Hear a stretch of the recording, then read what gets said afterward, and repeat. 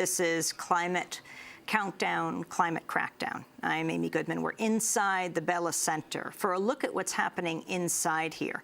We're joined now by Andy Revkin. Andrew Revkin is the outgoing environmental reporter for the New York Times. We'll talk about that in a minute. Andrew, what's happening inside here as thousands are outside protesting? Well, there's an epic fight over words and what they mean. China, the United States, Europe, poorer developing countries are in a tug of war over the meaning of global warming. Each of these blocks essentially defines this problem differently, and that's why you have these huge gulfs to bridge before 2 more days are up. You know, having covered these cycles since before there was the first treaty in 1992, it seems very late in the game to have such significant differences over the language in this agreement. For people who are not following this, the United States probably #1 in the world for not being as aware of the issue of global warming as others, especially in the global south. Explain exactly where we are with President Obama arriving here along with more than 100 world leaders, what it means for delegations like, well, the whole African bloc to walk out the other day. But now the ministers are here, and then the presidents and prime ministers. Almost all the tensions that are in play here date back to 1992, when the very first Convention on Global Warming was signed by another president, the first George Bush.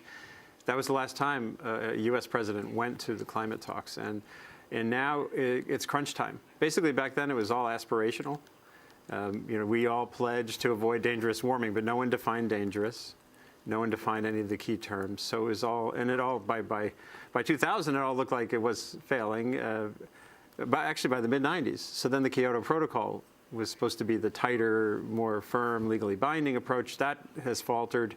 So now it really is crunch time. It's kind of like, you know, you put off your homework, you put off your homework, you put off your homework. And they're still, of course, even after here, they're going to put it off one more time. You have President Clinton signing the Kyoto Treaty. You have President Bush withdrawing from the treaty. President Obama could actually re-sign the Kyoto Protocol. Is that right? No. In fact, they've rejected that utterly. The Kyoto Protocol is not going to be something, as Todd Stern said here just yesterday, the chief climate negotiator for the U.S. said, it's done. I understand, but the Kyoto Protocol is not over. It's not over. The binding elements of it are something that developing countries want to see moved into whatever broader agreement emerges here, so that the good part, the firm, legally binding part of this Kyoto Pact, which never has applied beyond 36 countries, all the developed countries except the United States, they're the only ones who are bound by its restrictions on gases. And the United States delegation here says, look, 97% of the growth in these emissions in the next 30 years is not going to be in the United States or Europe. We're already flat or declining, basically.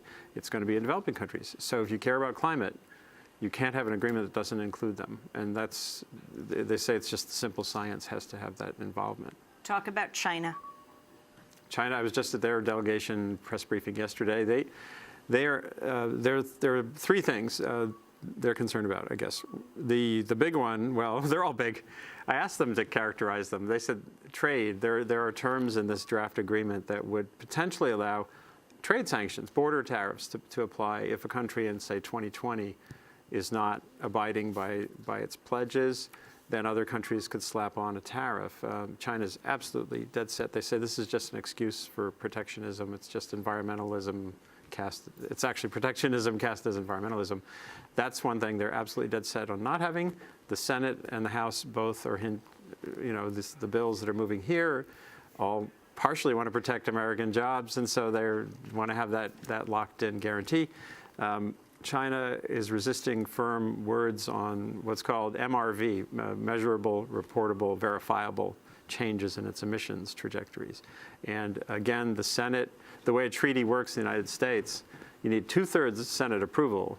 A president can't just sign a document to have a treaty take effect here. And that's 67 votes. And you just think of the fights that we've seen over getting 60 votes, or even 50 in some cases. So it's a very high hurdle. It's just part of our democracy. And that's something that completely hampers President Obama. He can't come here and just sort of have a good idea without considering how it relates to the Senate.